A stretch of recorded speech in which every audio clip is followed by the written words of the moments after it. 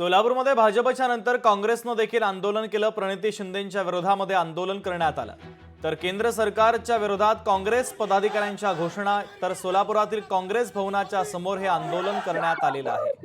तर सोलापूरमध्ये भाजपनं प्रणिती शिंदेंच्या विरोधामध्ये आंदोलन केलं होतं, त्यानंतर केंद्र सरकारच्या विरोधामध्ये काँग्रेसनं आंदोलन केलं।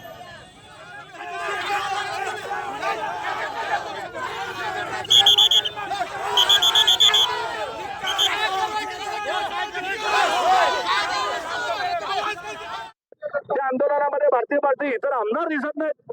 हे कोटे परिवार शिंदे फॅमिलीवर किती विष वागण्याचं काम या देवेंद्र कोटेने या ठिकाणी केलंय। मी म्हणतो तो भारतीय जनता पार्टीचं आंदोलन नव्हतं, वैयक्तिक कोटेचं आंदोलन होतं। ज्या तईवर तुम्ही बघता 2 दिवस झालं तईचं भाषण घासतंय, ते त्यांना मिरची लागल्यासारखं झालंय। त्यामुळे हे आंदोलन देवेंद्र कोटे यांनी घेतलेलं आहे। सोडतर उत्तर त्यांच्या तोंडात चपल्या मारण्याचं काम आमच्या सर्व काँग्रेस पक्षाच्या या ठिकाणी केलंय।